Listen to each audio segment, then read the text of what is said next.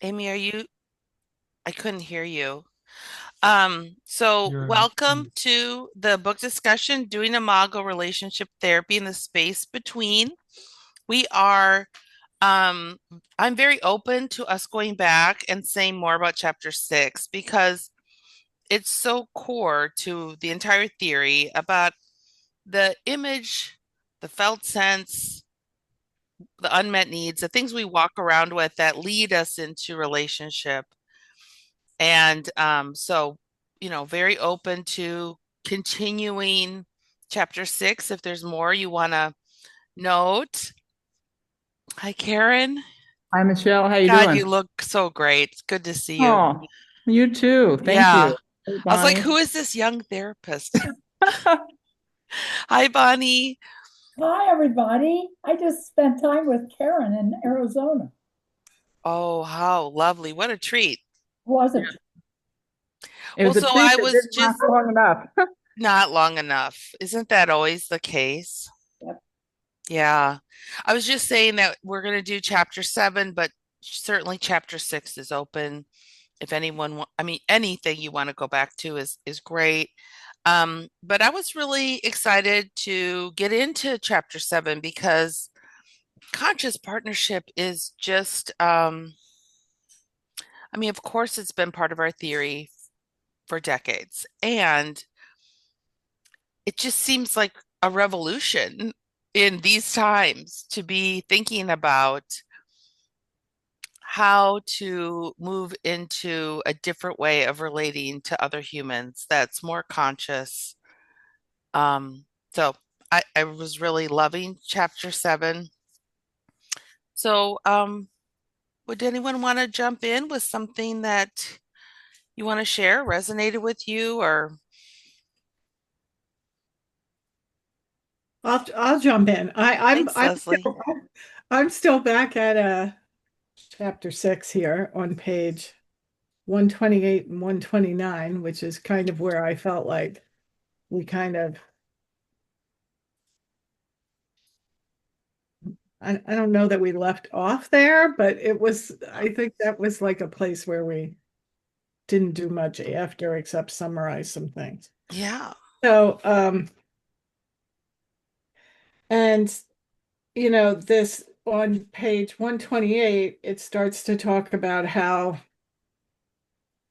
when we start as therapists to work with our clients, identifying the childhood wounds Mhm.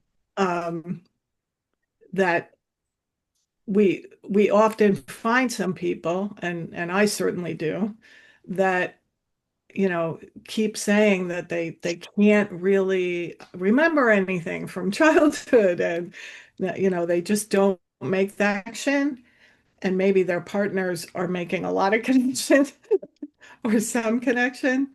And and that has always been an area for me that's been sort of difficult. And I know that early on when I was working with people, during certification, after certification, for the first little while, I would feel like I had to really help them find that, like push it. Yeah. And what I noticed just this, like I reread it again, um, this second half of chapter 6, looking forward to this week. And so when I got to the first, like the top paragraph, which is a continuation paragraph on page 129, and it says, given the pain of trauma, which is often accompanied by shame, which is absolutely, I agree with, about portraying their parents in a negative way. A client may say it is better sometimes to let sleeping dogs lie. And then the next line is the one that really stuck out to me today that I kind of missed last time, which was, but this avoidance does not prevent the problem from constraining a thriving relationship. Mm. That is that is really interesting. So anyway, that I just thought I'd share that, see if that struck anything for anybody or anybody Yeah, has that issue. I think that's a really great thing for us to share a little bit about today because it makes sense that sometimes these memories are tucked away Yep. or pushed away, and He, insight doesn't necessarily help. So, how do we think about this is an interesting thing. And there was something right after that, Leslie, that I personally related to, yeah. which was basically talking about in a power struggle, I will say me, I'm not even aware Right. what I'm defending myself from, or Right. even that I'm defending myself. I'm just telling the truth as I know it. It's Right. like, Right. oh, ouch. Yes, it's so true. Yeah, and I see that a lot though, and I do it too. Yes, absolutely. Hmm. We all Hmm. on some level. What was interesting too was, I forget if it was after or before, but it was mentioned about the developmental stages and how, um, when you find somebody like this, um, often it's because the wounds are embedded in much earlier childhood before memory. Yeah. And so, to me, that speaks to um, kind of working with them also through some, bottom down therapies to help them connect more with their body and Hmm. what's happening, and more of like the result as opposed to having to specifically identify what the wound is. Mm. Let Yeah, me mirror I, you, Leslie, that when our childhood pain is pre-verbal, Right. then it's helpful to to work with the body because it may not be able to be spoken about. Yeah, and I also think that's where something like brain spotting and EMDR is very helpful because it gets stuck in the body, but it also gets stuck in the midbrain, right? Hmm. Yeah. So go ahead, Bonnie. I also find, I think this connects you guys, that when somebody cannot say the end of the sentence stem, and what that reminds me of from childhood, Is um, I have found it to be helpful to say, when's the last time I felt that other than with you? Mm. Ooh, And ooh, so ooh, throw it some down, parents Bonnie. throw it down, baby. And so, coaches, and then, you start being able to piece those things together. But sometimes, especially, let's see, anyway, you guys, MLK, you guys sometimes, because we shut you down so early, really cannot find a damn thing in your childhood. It was perfect. Hmm. Hmm. Just to put a dot on that, or maybe an exclamation point, it's not that I ever thought my childhood was perfect. I just have a no. really hard time accessing memories. I mean, literally just any memory. Like I have tiny little spotted memories, but then um, I think I can get big, broad strokes more than specifics. I can get domineering, or I can get avoidance, or I can get anger, or I can like big, broad things, but I can't necessarily get very specific often. Just Yeah. one data point in that point. Yeah. Yes, Michael, thank you for sharing that. And yeah, I think this is true for so many. And that's one reason why I think people really like the workshop and the worksheets because there's 10 things there and I can just pick one. And that is so much less stress than searching my mind for something, it's really sorry. Did you guys hear that little ring? Yeah. Okay, I don't know how to turn that off. Um, but Bonnie, I just want to mirror back because it's such a great stem. So, how this feeling is familiar, or the last time I had this feeling other than with you. Mhm. Brilliant. That's great. That's fabulous. Thank you. Mhm. Made my day. Mhm. Karen, is it okay if I call you Karen, or are you going by KO? Oh, Like, no, is no, no, this like a sorry. new, okay, You could call me Karen. just checking. I'm like, maybe like Katie Lang or, J Lo or some, I don't know. No. Okay. Um, Who we with? First of all, I'm really glad to be here. I wish I'd been here from the beginning, but thanks to Bonnie in part, it inspired me to get on board. Anyway, just kind of piggybacking on that quote that you gave, Leslie, I'm going to go to the one I think before it. It seems that the more intense the denial, the greater the defense against the anxiety of remembering the challenges of childhood, the more severe the need deprivation. And Yep. this, I think, is one of, Well, you where know, is this now? this is Karen, is page that at the bottom bottom of of 128? 128 is where it 28. starts. It's the last sentence. It begins there. Wow, that's really powerful.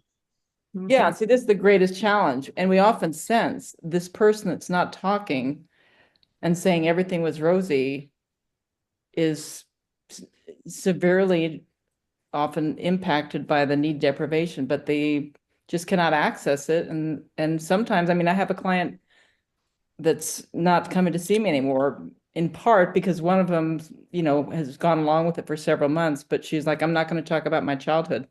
And Right. which is sort of like, dip. And at the beginning, I said, okay, well, we'll do what we can, without talking about childhood.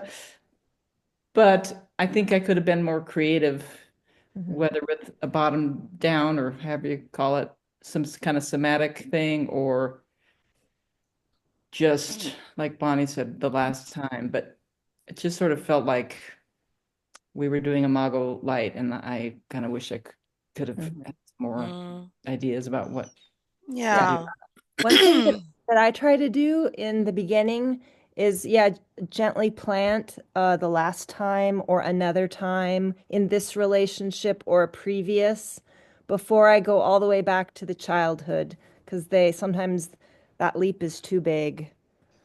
Okay, good. I want to mirror both of you. I really like what you're both sharing. So, Marmy, you're saying, if we can anchor them in like a felt sense or an emotion in the present, sometimes we can help them follow the line back.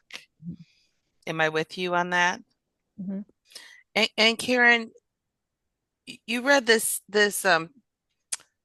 sentence, which is actually just fills me with compassion for myself and clients, that sometimes I think when people have trauma that they can put their fingers on, it's so much easier when it's just deprivation. And Yeah. it's this non-event, this series of non-events that were painful, and when they're reoccurring in our current relationships, whether that's with a therapist or my partner or whatever, it's just so painful. And that the Yeah. defense will lead. It will just lead.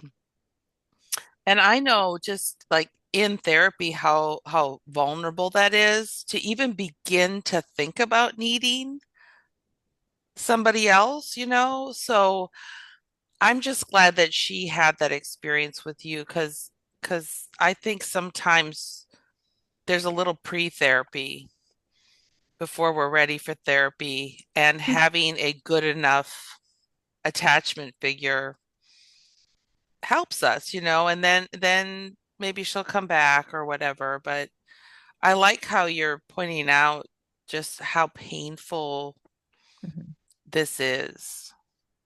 Oh, yeah. And the little bit I know is, I'll just say, pretty significant. Yeah.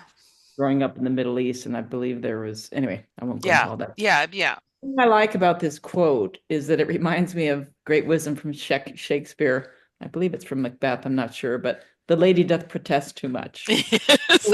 Oh, everything was fine. I had the greatest childhood. I don't know what this is about. Okay. You're telling me something right there. Yes.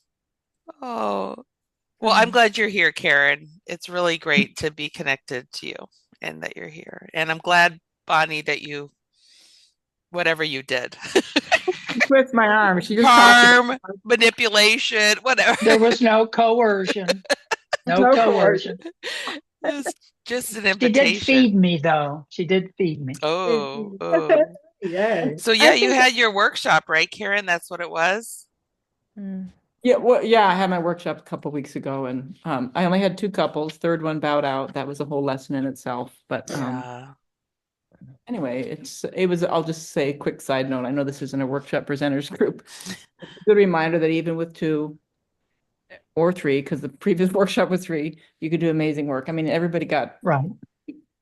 full accompaniment on each dialogue because my assistant Scott is trained as a coach in Yeah. this. Great. So more than just doing snacks. So it's great. Yes, yes. Oh, glad. Was it in person? Oh yeah, in Mhm, person. mhm. Yeah. Yeah. And you want to add or you want to go on Well, to another I point? can we ask Marmy to kind of repeat what she was saying? Because I would like to. That was good. Oh, thank you. I wanted to say to Karen that Imago Light isn't a bad thing sometimes. Ah, No, Yeah, it's actually very attuned. Yeah. right. Because if they're not ready to go, they're not gonna go. So yeah, sometimes I kind of plant little seeds like when's the last time you felt like this? And then in this relationship or another time in another relationship. Because sometimes they'll say, oh, yeah, in my previous marriage. And then if I can go back in your family of origin, if I feel like and then they'll give me something in that range of time. yeah, and I think and this sort of relates to Bonnie in a way, or I'm going to try to make it too. I think focusing on the beginning, especially about, just creating experiences that not only feel safe, but that are fun and pleasurable, because, that enlivens us, that makes us want more. And I think it shows to the clients that this therapist is not going to be a threatening figure that's going to try to make you dig up something that either you think is too painful or that you don't even have any memory of and you feel like Mhm. forced. So that doesn't feel safe. Mhm. Yeah, that's why I like starting with appreciations because it brings the energy right up and it helps, even though sometimes they don't want to. Yeah. And the Imago Light thing that you told me, I now have a way to think about it that feels kind of new, which is that like I wouldn't take a novice hiker to go hike down to the Grand Canyon bottom and then up in one day, but I might take a little stroll out on the golf course with them. Yeah. And then they Yeah, might want to do more. that's right. So should we call this the Imago stroll? Yeah, Yes. let's just stroll. I love that.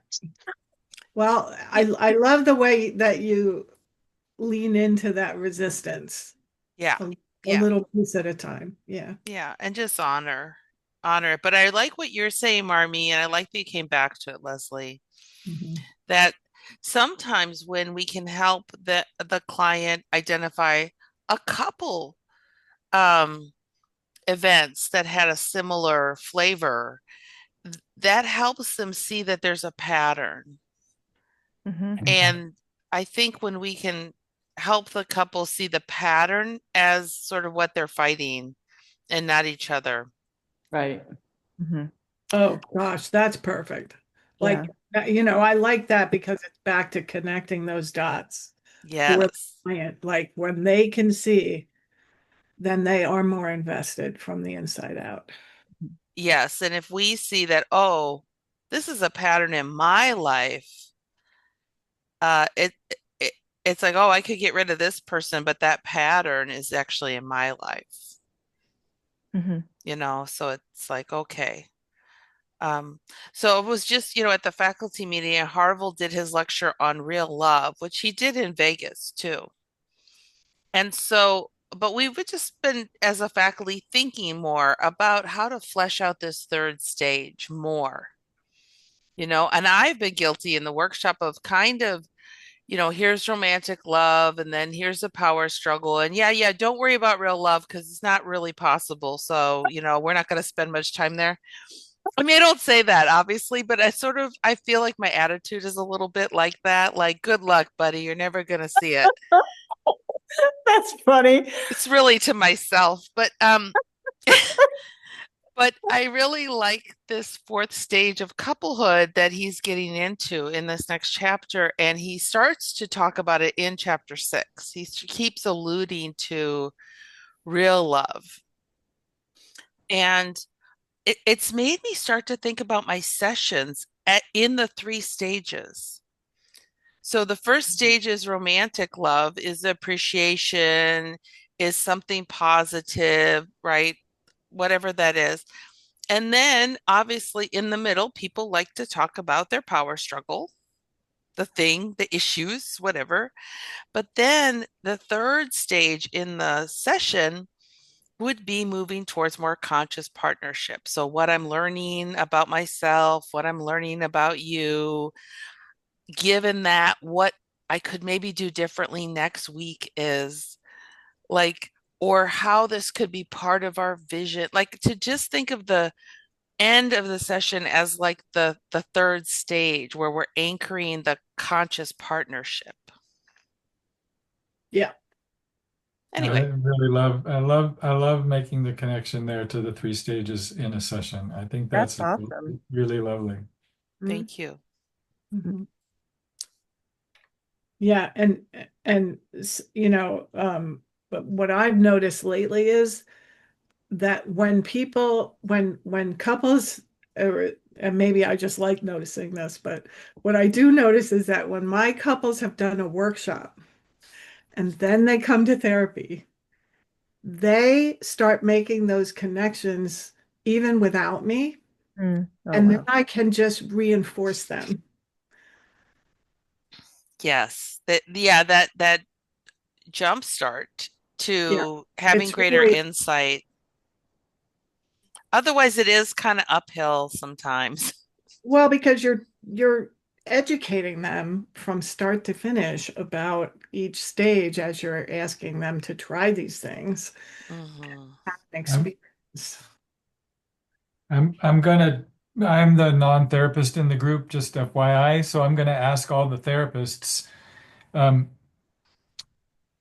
Similar to my question previously about developmental stages and how thinking about it and how possibly they show up, this could be connected to that as well. But um, how important is it? And is it really, really, really that important that I put my finger on, let's just call it original wounding, or the some core, if I can actually move into zero negativity, and if I can actually move into creating safety, and if I can actually move into, will I always have to deal with that core wounding, or will I be able to say, um, I see that I'm interrupting the space between. I'm causing problems in the space between. I don't know why I'm doing that. So I'm going to do something to take care of the space between. Yeah, very profound question, Michael. It's a very profound question because I think as we train more people who are not therapists, who are not going to work regressively, there's that question, can they still help this couple? Can we empower our couples to make choices regardless of if they know about their childhood wound? And what do we do when somebody's not ready? How can we attune to where they are? So to me, and I've probably said this before in here, I love the question. I would want you to hold that question and not seek the answer because I think the question is important for every person and every couple. Does this couple need to touch this? Does this individual need to touch it? Mhm. Or is this my like zeal that I need them to touch it and start crying? So I know I'm doing a good job. So I'll give you a little corollary from my life experience. Please. I'm retired, but I've facilitated large groups of people for 40 years. And my bias, I'm born in California, I'm psychologically oriented. So my bias has always been to confront if there's an issue, to confront that issue and deal with it. And long time ago in facilitation, I learned that confrontation of the issue didn't help it. In large group settings, what helped was to find a third thing, to find something over here that people could work together on. So rather than dealing with a disruptive person or dealing with anything personality oriented or anything that comes up in workshops with large groups, if I could find something that these two people or this group of people could work towards together, then dealing with that issue sort of melted away. Yes, the energy. You were really moving the energy in a direction that was more adaptive. Yeah. Yeah. Yeah. I love that. And I think sometimes when there's just two people in the room, we can still do that, but it's a little more challenging if they're both, got their teeth on an end of the stick and they're really, you know, but yeah, I think that's really an important question to be asking is why am I going to the childhood and not just doing it because I think I'm supposed to or I'm curious or but like why? What is it? Like what Marmy and Leslie were like saying, like if we can identify a pattern that helps us see our partner as like a teammate against Yeah, the yeah. pattern, or like you said, Michael, for something positive, then sometimes what it can do is it can help that power struggle dissolve in the same way you described the tension in the group dissolving. Because now we're like, oh, we're both part of this pattern. We're both part of the pattern that's causing the pain, or we could both put more positives in. We could both do more appreciations, whatever that is. Just to clarify one thing, it wasn't always something positive. It's just something that two or more people were invested in that they could work on together. So like you're Thank saying, the you. pattern, Yeah. they could work on this third thing together versus this whatever the confrontation or whatever it was. Yeah. Okay. Thank you for that clarification. So it wasn't necessarily positive, but just that they were working on together. Yeah. When I ran groups, if something was happening with somebody, I would solicit the rest of the group to try to figure out what I was doing. What do you think I'm doing that is causing this tension right now? What am I doing or what am I not doing? And get them involved with me and my failures to shift the energy. Yeah, it doesn't work as well in couples, but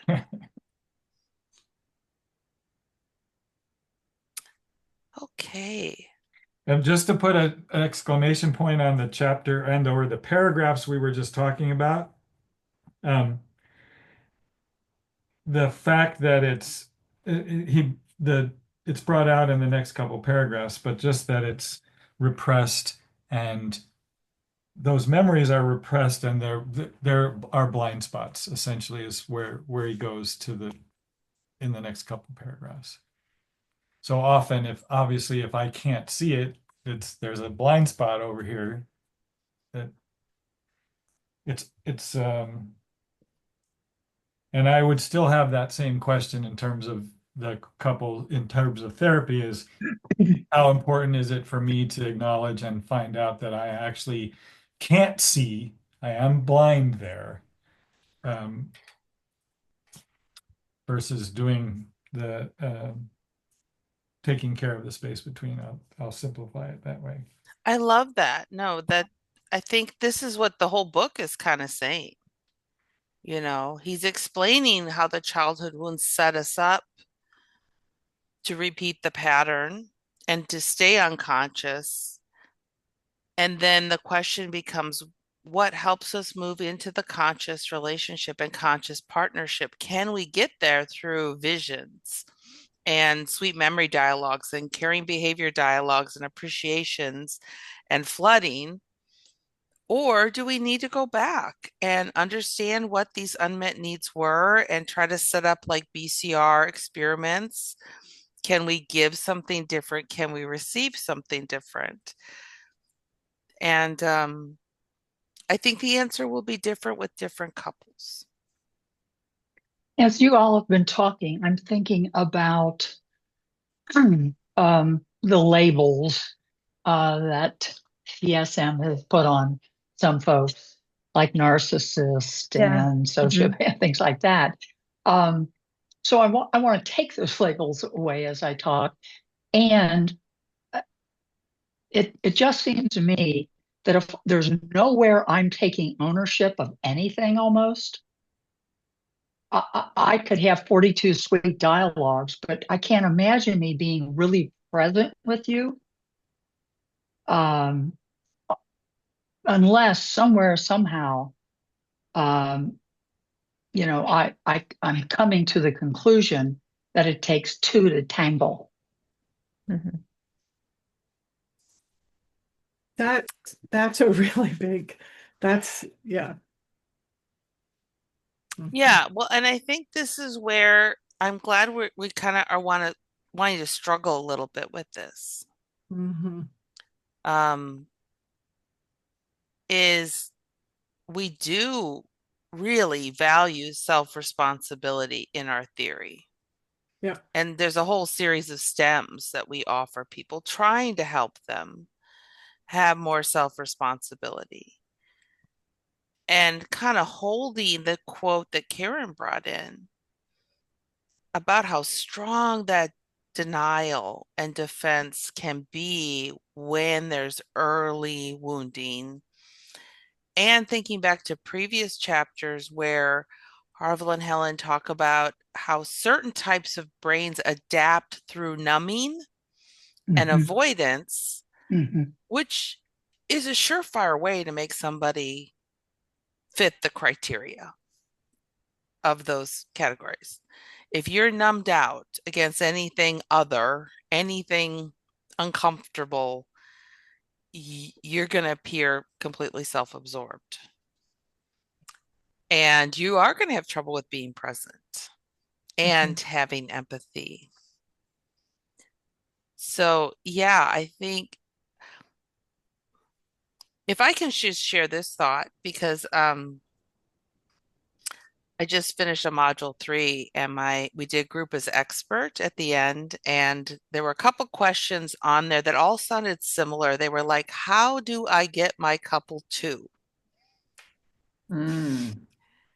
And after we did a little group as expert, I said, this is really a trap because you cannot.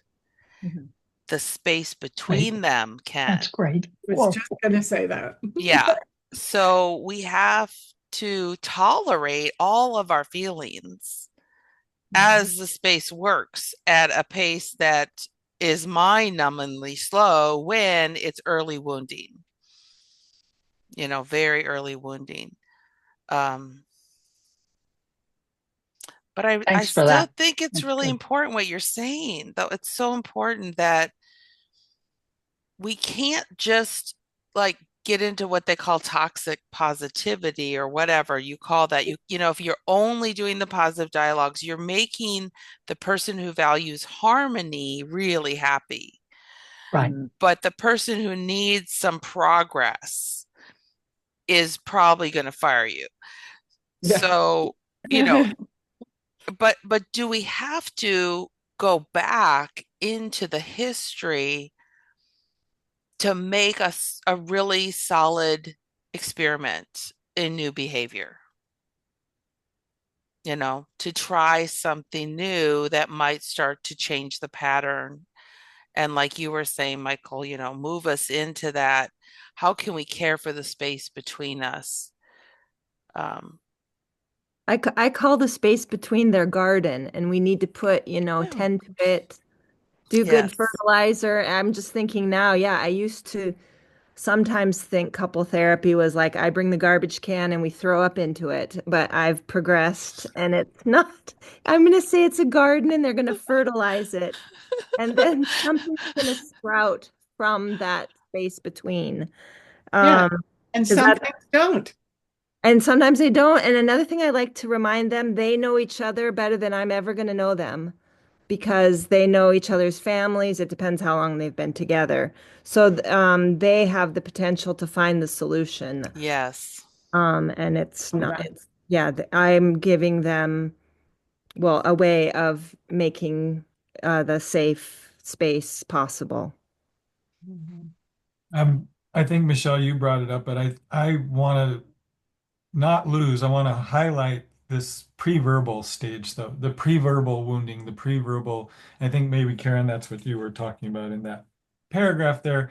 That is that the question that I have more than, or the curiosity that I have more than do you have to go back, but like for the pre-verbal, for the really, really early wounding, do you have to go back? Um, because that seems to be the, maybe I'll call it the nut to crack that's really, really challenging. I mean, I'll make a corollary. Like, I can see that if I expect you to know my thoughts, I could see how that's really early Mm-hmm. childhood, Mm-hmm. Yeah. Yeah. but I don't necessarily, but I necessarily can't go back further. Yeah. Does that make sense? It makes sense. Let me just mirror you. So hi Valerie. So glad you're here. So Michael, you were asking about, do we have to identify childhood wounds? And the other thing you want to now really emphasize is not really that specifically, but maybe in addition to, but you're saying, do do they need to, like, if they're early wounded, what kind of outcomes are we focused on? Am I with you? Yeah, do we have to get real specific and crack the nut to get inside it that of the early childhood or the pre-verbal, or um, Hmm. or is it enough to the point that's being made by Marmy about patterns? Okay, I see the pattern that I'm expecting you to know what I'm thinking, which points in the direction of pre-verbal, but I can't necessarily know what the trauma was or what the deep-seated need. Right, right. So do we go after that nut and crack it? Yeah, Karen. And I would say my first response is no, we do not. And I'm sort of thinking of another, first of all, Marnie, I want to say I'd use the garden thing all the time. I love Okay, the good. Yes, core. yes. Thinking of nuts, I'm also thinking of, how you, in some health circles, you soak your nuts and seeds and it makes them more digestible. But, the idea that you're not going to get anything by taking a hammer to it and cracking it open. But I have, Well, in you addition, might get fired. yes, you might. Yeah. In Or addition sued. to, the Imago training I've had some training in, I'll just call it an offshoot of somatic experiencing therapy. And it ties in with the Imago, and it's really about the experience that could be Yeah. trans. You are suddenly laughing with your partner, or you feel heard by your partner. Maybe you can't remember what happened to you in the womb or at age 5 months, but if you're having that experience, that is going to be transformational. And I think for me, because I can be like, yeah, let's figure out that childhood thing. Um, the gentle reminder I want to give myself is to always be focusing more on attunement and creating an experience that can go beyond conscious thought and conscious memory and declarative memory, which we know is an advanced form of memory, and just strive to create this experience where I'm feeling connected with another human being, maybe two, therapist and the partner, and it feels good, and I'm being open. And that literally can lead to the nut opening. I've seen sometimes it just the stem does, where people consciously think, oh no, there's nothing connected here. But then they say the stem and it's kind of like, voila, it just arises. But I really believe that the felt sense on the physical plane and all the other planes of feeling safe, loved, and having fun is really what's going to lead Hmm. to, even if it's not a conscious memory ever, it can lead to the behavior change. It can lead to feeling safe and therefore less defensive. So Yeah, well said, Karen. So Beautiful. well said. Yeah, I think about the younger I suspect the needs were not met, the more my intervention feels like I'm working with a child of that age. Mhm. So if they're really young, let's have cookies and tea and play a silly game and let me celebrate everything you did great Mhm. because you need that kind of energy to relax and feel safe because that's where the unmet needs are. So, yeah, I really like what you're saying is like sometimes the intervention is just to have a felt experience of relaxing, sing a song together, have a dance.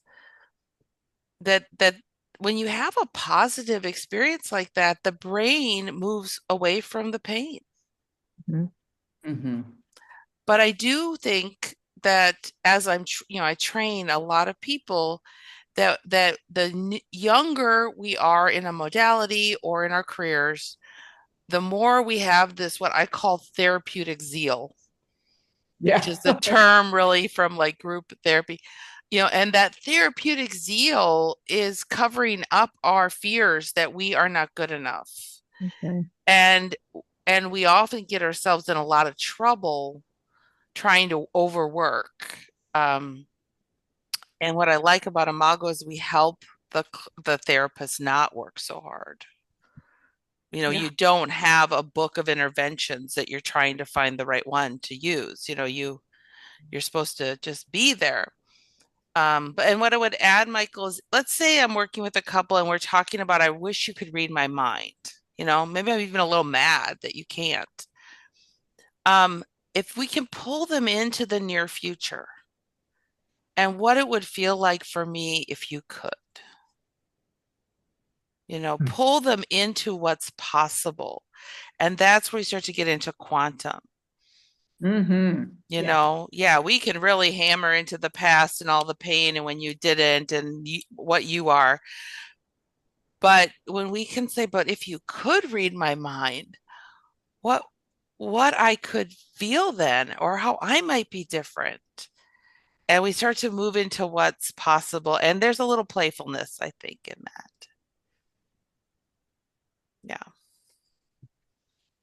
So Valerie, we're just kind of finishing chapter 6, really. Um, And I did want to come back. I don't know if there's anything you wanted to share, Valerie, but I wanted to come to 144, uh, the hot relationship, which I love that. I mean, wow, we have a hot relationship. I didn't know. Um, and the parallel marriage and the invisible divorce. And I think that's kind of an interesting section that I would love for us to get into, but I'm interested if anyone else has something you want to highlight. Well, just maybe because it's personal, but I don't want to lose the parallel and the parallel, the concept of the imago and having parallel wounding and parallel survival or complementary survival and defense mechanisms. To Yes, me, where is that? That is 132. 131, 132, Yeah, 131. Yeah, 133. there's the parallel challenges, there's parallel or complementary defensive styles, similar maturity levels, and then complementary. or opposite blocks in the different human functions. Like that I agree, Michael. This is a really interesting section. I found it clarifying for me. Mm. Anyone want to share what you thought of that?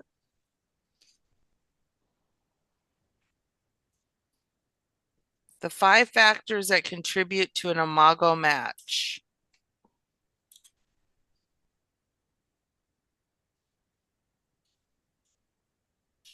I believe we early took out that long, involved developmental task grid Mm. that used to, I think, be in the workbook. Yep. And it's gone. Right. And I think it just drove people crazy. But I think this is the meat and taters, or tofu and taters, that really does show that, hey, guess what? We were both wounded at about the same stage. So Yep. when you start being uppity, son of a gun, blah, blah, blah, it's just, those are tough things to hold after you've just had a fight and your partner looked like an idiot. It's like, we could not have possibly been wounded at the same stage, um, along with the complementary and the parallel. And I don't know where they get any of that when we talk in a session, if they haven't been to a workshop, except if the individual therapist brings it up. Yeah. That's a really good, can I, Yeah, go ahead, Leslie. that's a really good point, Bonnie. I'm glad you brought that up because I work with that a lot because it's personally very meaningful to me. That that, because I did the workshop way, way back when as a participant, like years and years and years ago when it was that way. And there was a lot of focus, especially in the keeping workshop, which was the first one I did when I was like 27. And that,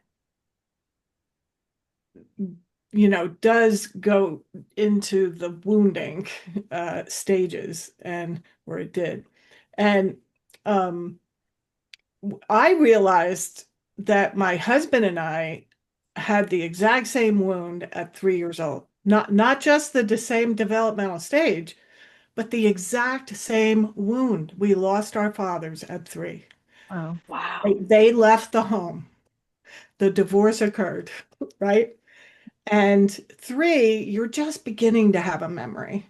So I literally have no memory at all of my father, and he has tiny little snippets of something at from a 3-year-old perspective and whatever a 3-year-old makes up about that.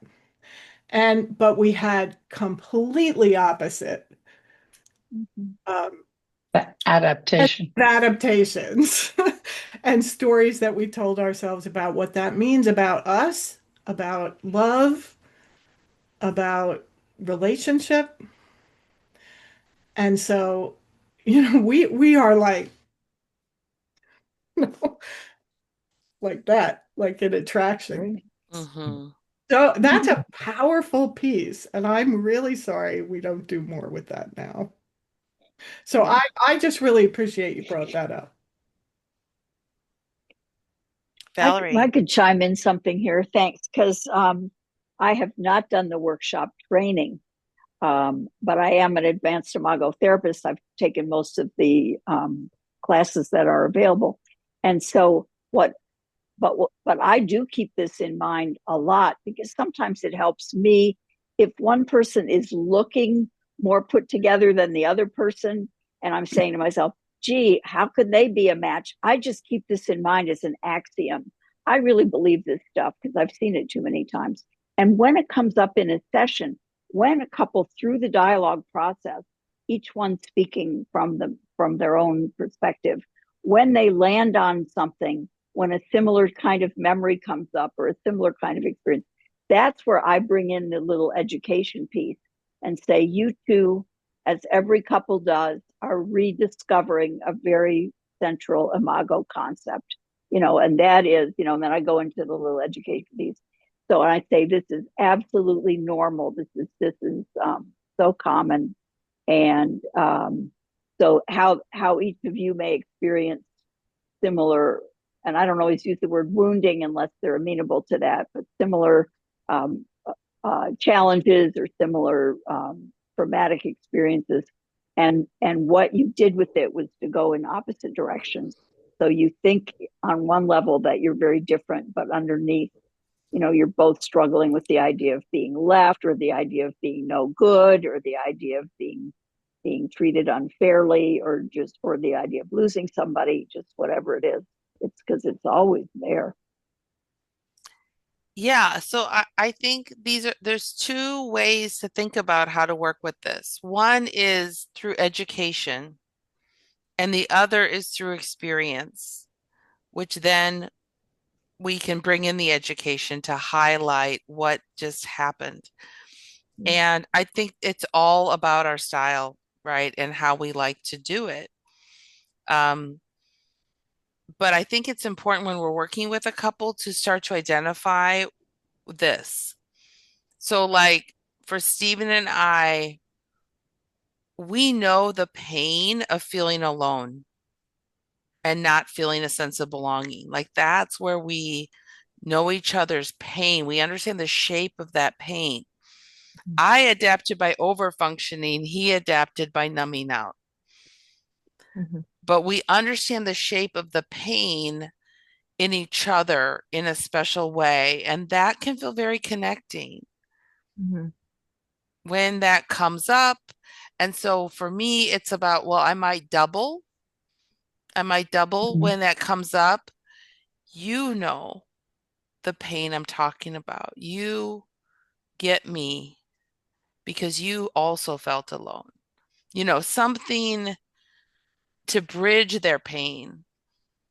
Um, I might double, or I might drop some knowledge in the centering, or I might end with the psychoeducation, right? But I do think this is important, what you're saying, Leslie, and I don't, I like that Helen and Harville have really highlighted the Imago match piece in here, because if we don't help them feel connected on the Imago match, they interpret the Imago match as the power struggle on our defensive styles, Mm-hmm.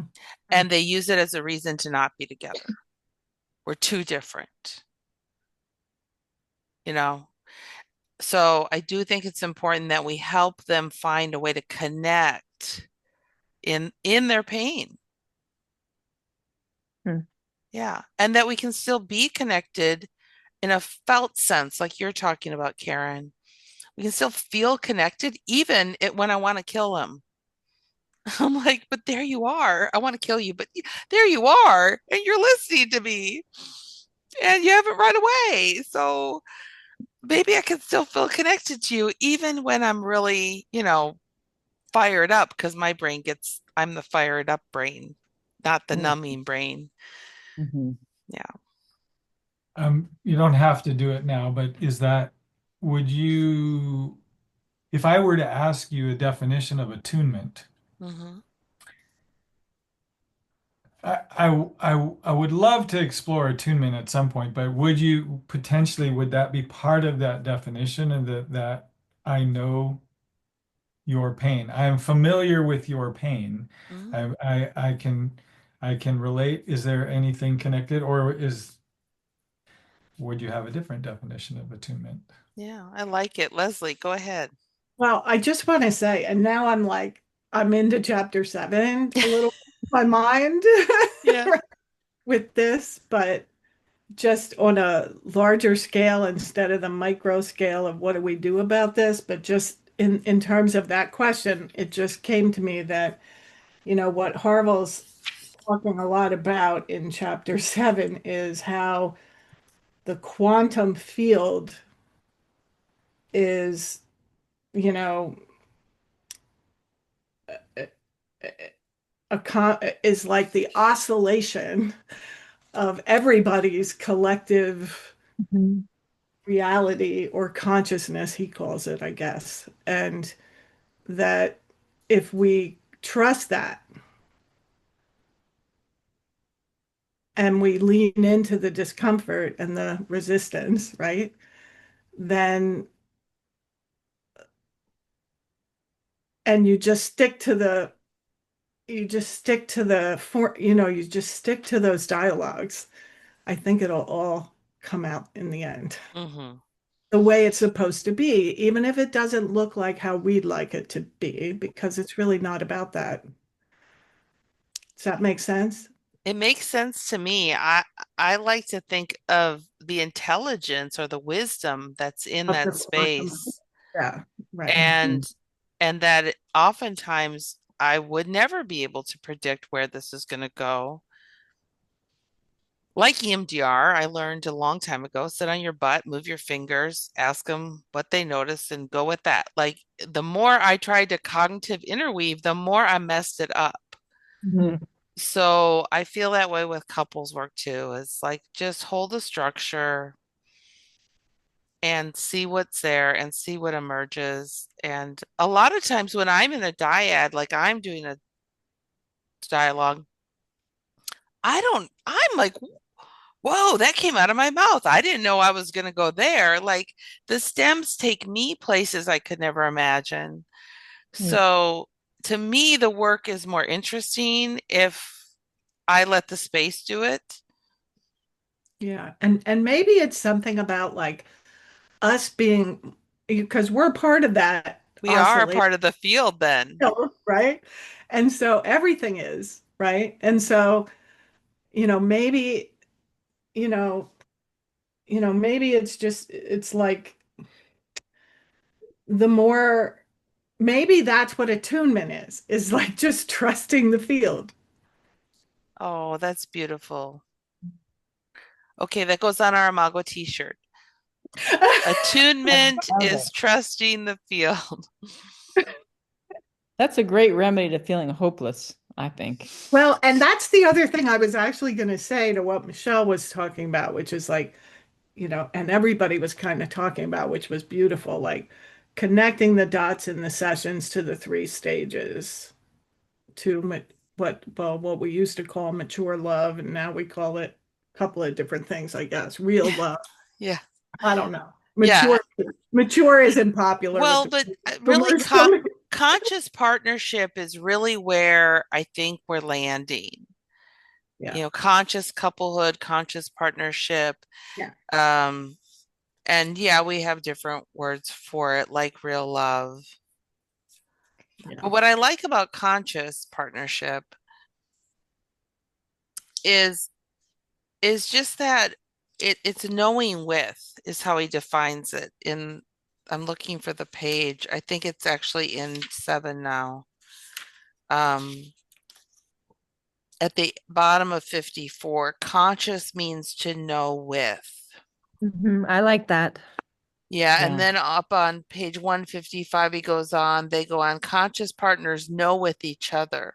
This moves them from being figments of each other's imagination to engagement with each other as they are, a real other. And this was the point Harville made in the lecture he gave us about real love. Some people don't like that term, real love, because what does That's that make all the rest of the love? yes. Um, but what he linked that to was that when we know we're in it because we're relating to a real person Yeah. instead of a figment of our imagination. And I was like, whoa, that's really cool. Harville's still cool. He's still got it. 80. He's still rocking it. 80. He's older 90, than that. 90. Sorry, 90. 90. 90 is going to be Wow, 90. Yeah, incredible. yeah. His birthday is Yeah, coming up, right? I want Wow. to own something. I was with a couple yesterday, and I had had a lot of maybe 10 sessions with them, and it was very, very difficult. And Mm. um, one of the folks was, oh, I think we all are deeply shame-based, but anyway, that was her MO. I'm sorry I did it. And then she does it Oh again. I'm yeah, sorry I yeah. did it. So the other person, those two agreed that that person was the problem. And that was always very difficult. So I would drop you know, little post-it notes through sentences or something to the righteous one, and it never did take. And so they were gone for a while, and they finally had an appointment yesterday. And turns out the one who knows that it was the other person's fault would like to live in separate homes and parent their kids together. Mm. And it almost, crushed the other person. So sensitive, very, very sensitive. I So just want to own, painful. very painful, very painful. And I told them I was hurting as they were sharing, and I want to help them hold this very important, Mm. space they're in, blah, blah. I watched myself for an hour and a half have the very best sentence stems God could ever deliver. And I kept not doing it. And they came up with far better connection than I ever would have. Oh, It was a Bonnie, great lesson for me. Bonnie, that's so beautiful. Can I mirror Ooh, you? Can I mirror you? yeah. I'm That so you kept grateful. coming up with stems that were better than anything God could think of. And yet you let the space do the work, and they went to places of connection that you would not have been able to think of. Absolutely. Oh, thank you for Yeah. sharing that. That Yeah. Yeah. really touches I mean, me. don't you love it when we do that? It's like, oh, it looks like they're about to, detonate. And so I better go send in some little something or other. And then when I don't, they either detonate or they don't. But Yeah. often they don't. Yes. Well, you were tuned. You trusted the space. Is that how we defined it? That's exactly how it Yeah. defines it and how it feels. Yeah. Amy, oh, I just wanted to say goodbye to Amy. I'm so glad she came. Yeah. Yeah. Yes, and honestly, there's this weird oscillation for me of like, you know, not trusting the space and then learning to trust the space again, and like kind of going back and forth. But the older I get, the more tired I am, the more grateful I am that I can just let the space do the work. And yeah, it's just I actually, I'll watch recordings of people for their certification, right? And if they were trained in other modality, almost always they're like, wow, I'm working really hard. I'm like, Yeah. yeah, Yeah. yeah, that's not going to be able to last very long. At some point, you're going to get tired. Yeah. So I love hearing stories of when that it's just miraculous, right? It sounds miraculous to that Yeah. you were there and witnessing this couple do the work. And you're encouraging me because the reason I was late, I just was finishing with the standing appointment with a couple online. And at one point, I caught myself interrupting them because I wanted to move to the next sentence stem because I thought it was so vital. And where it went was okay, but I'll never know if I had just let it continue to Right. blossom. You know? So thank you. You're encouraging me. I appreciate it. Mm. Yeah, I really appreciate how this group encourages each other, and we get a chance just to think about the theory, to think about what we're doing, and to like Marmy just and Karen like reminding me, oh yeah, the garden, like when's the last time I brought that up? It's kind of a classic, but it's so great to be reminded of, and I bet you anything I need it next week. Would And would it took me a while to realize it was real helpful to remind me to tell the couples and work with them accordingly that we can't just stay in one mode. Let's let's clean up our shit and then let's go plant flowers. Yes. And I think that is amazing. That Mm. look, even though yesterday I wanted to rip your lips off, today I am intentionally asking if you'd like me to make you breakfast. Yes, that we have to plant and weed Yes, there's the Yeah. whole care Yeah. of the burden. Well, Mm. just an aside, Bonnie, and maybe Valerie, just to your therapeutic experiences, is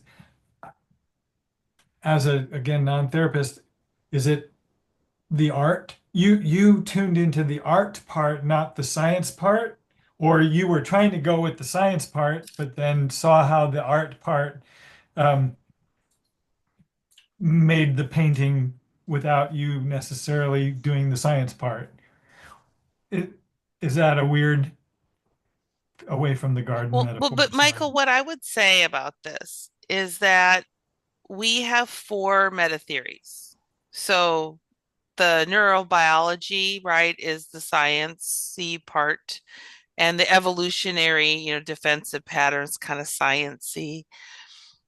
Um, but really, to me, all these theories, all the meta theories, everything that we study, it's just to keep us out of the space. It's to keep our brain occupied enough, wondering the kind of questions you're asking, that we will let the space work a little bit.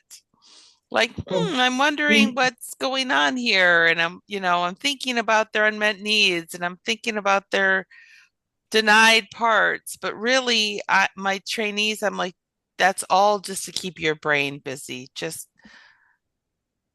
hold Well, the maybe I'll be structure. more literal. I'll be more literal. Thanks, Okay. Michelle. But like I would see myself wanting to intervene and offer the sentence stem because it seems like that's the right thing to do right now. But if I don't do that, and trust the space, you know what I'm getting at? Like, should I really intervene? Should I really No, offer that sentence stem right no, now? no, Both no. both of you shook your heads no Yeah, more than exactly. one. Like, this is the thing, is to trust the space. But of course, our brain's going to tell us, especially if we get anxious, that we better do something. Yes. And so, you know, in the old analytic world, when I was in like analysis, they said the best therapeutic tool is a hard candy. Stick it in your mouth and shut up. Oh, I love it. Love it. And I think about that so many times, like, Michelle, just shut up. Just shut up. See what happens. Just see what happens. You are the observer of the space, Mm-hmm. and your curiosity might help the space do its work. So, but it's hard. It is so hard to sit on my hands.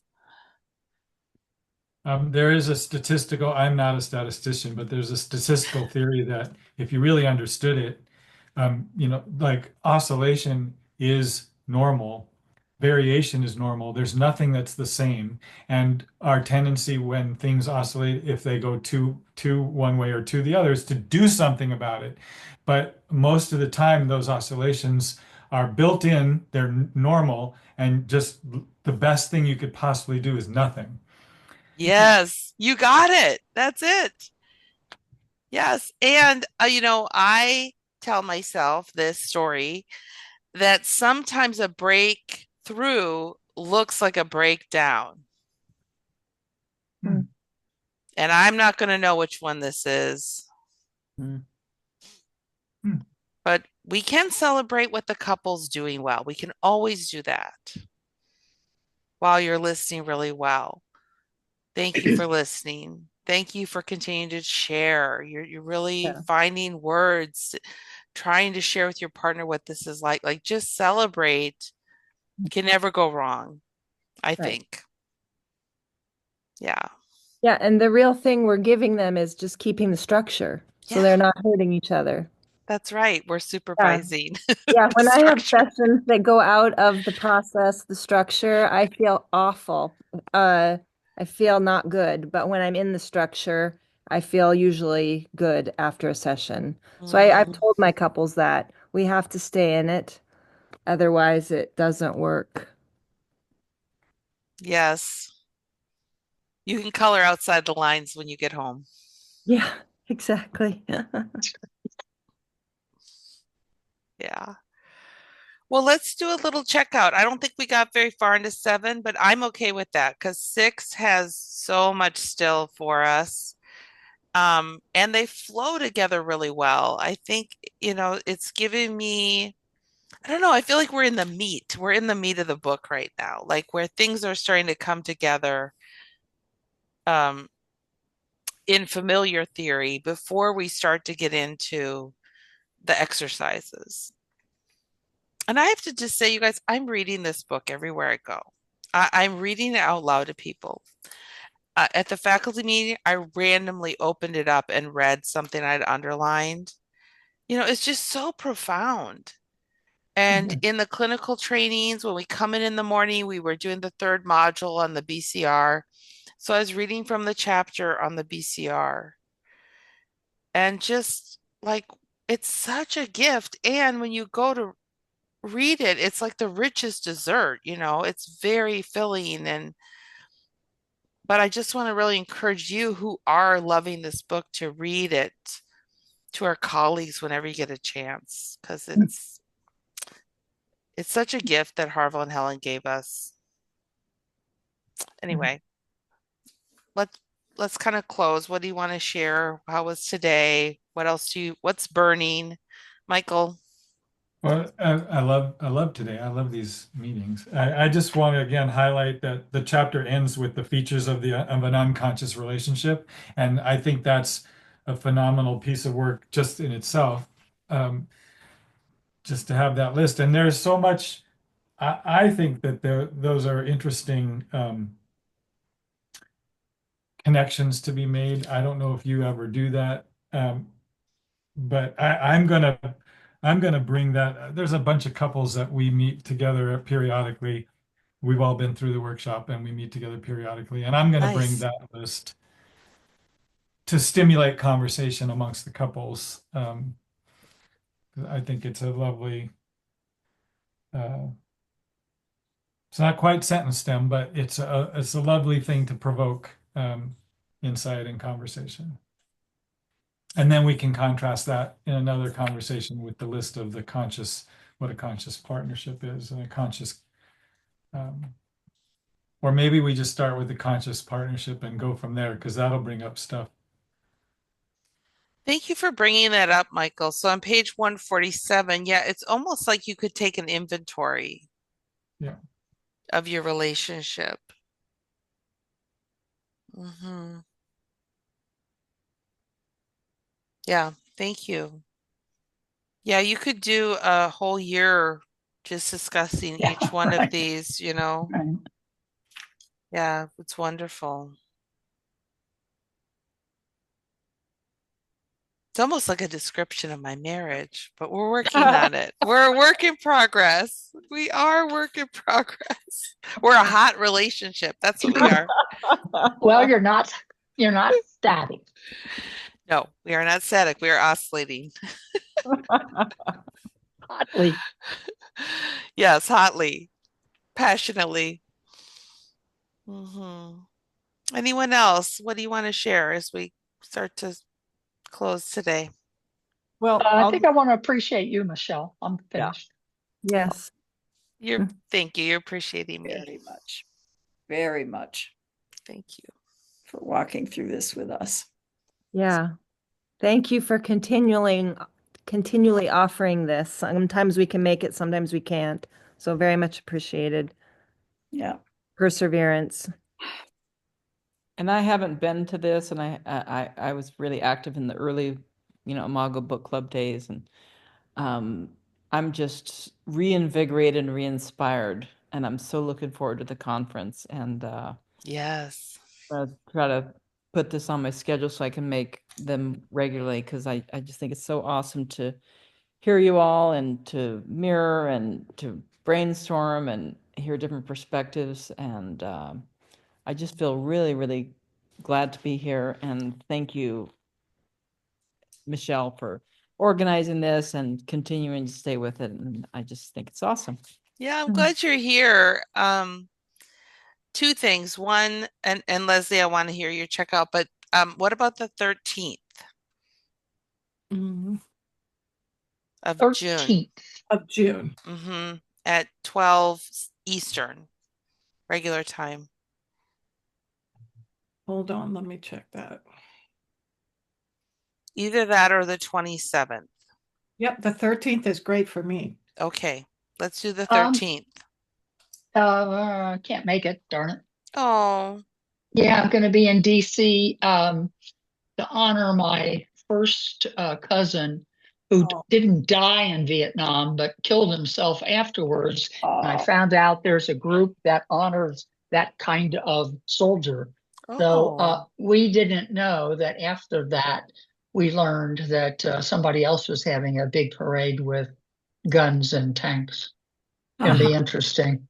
oh, okay. Well, is the 27th equally good for the rest? Yeah, 27th is better for me. Oh, I can do 27, guys. Can we do the 27th? It's a little closer to a full month from now anyway. yeah. Not good for Leslie's making a face. Not good for you? because we're on vacation. We're driving to vacation. Okay, well, I'm gonna make executive decision because one's Friday the 13th and the other one we're gonna do the 27th. Oh, yeah. And maybe you can call us from the car. We'll see. We'll see. We'll Yes. do the 27th at 12 Eastern Standard Time, and that's a little closer to a month. Okay. And Right. we'll do chapter 7. And the other thing I wanted to say, just how touched I feel. There's such wisdom in with everyone who's here today. There's such wisdom and such a gift to hear from all of you and have us inspire each other. So thank you for making the Thanks a lot. time. And could I do a little checkout too? Yes, I of mean, course. And then Leslie, yes. Yes.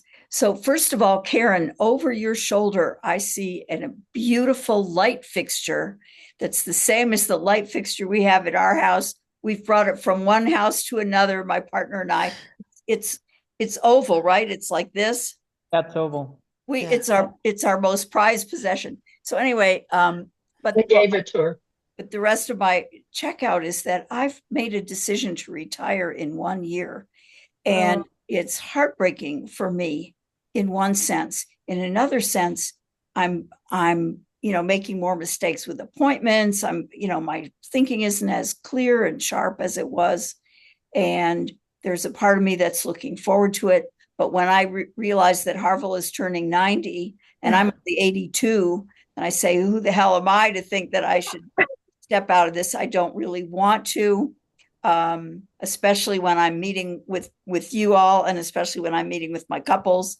I don't want to, but I've already started announcing, and I announced it to two couples that I'm going to be retiring in a year. And I was expecting each couple to say, how can you leave us? We need you. But they both said, congratulations. That's great. You're doing something right, Valerie. Oh, thank you.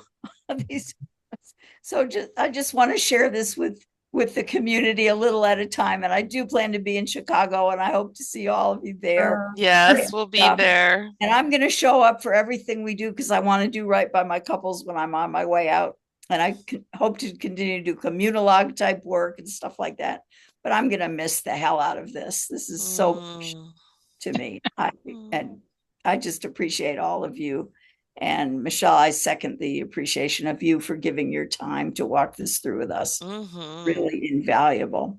And I wish the book had come out 10 years earlier. I'd probably be a better therapist by now, but it's all right. It's all good. Good. Thank you, Valerie. Yeah. What do you want to share, Leslie?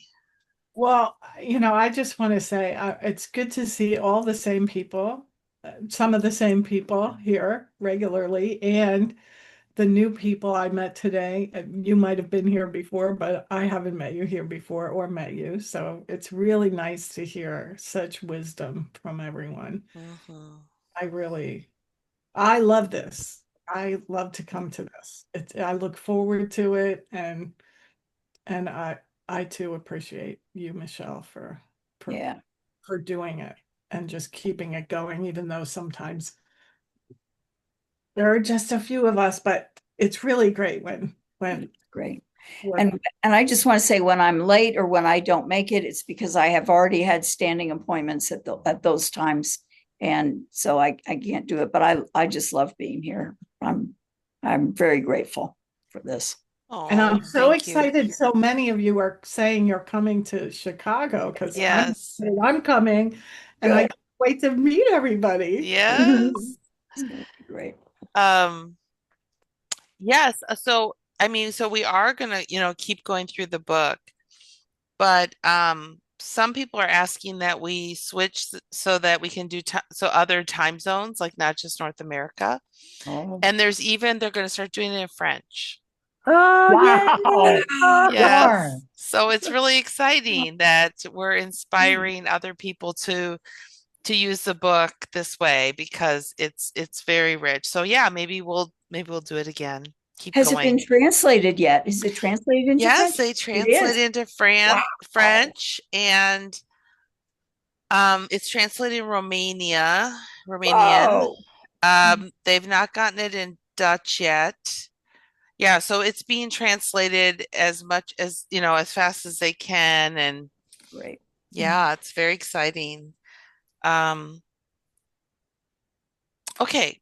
Michael, did you Okay. say what you wanted did you? I'm good. Okay, good, good. So we will, I'll just echo the appreciation. mm, Not just this group. I told Michelle a few months ago that as an observer of Imago over 30-ish years, um, I think that there was, to me, there was no activity or just little activity along the way, and now all of a sudden there's just a ton of things happening with the certifications and the workshops and the hmm facilitation training and all the things that are going on, and I love seeing all of it happening, and I think Michelle's a big part of that Yeah, spike.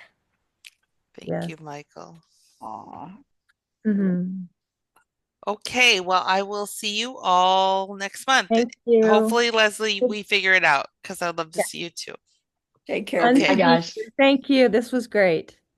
Have But fun. Okay. bye.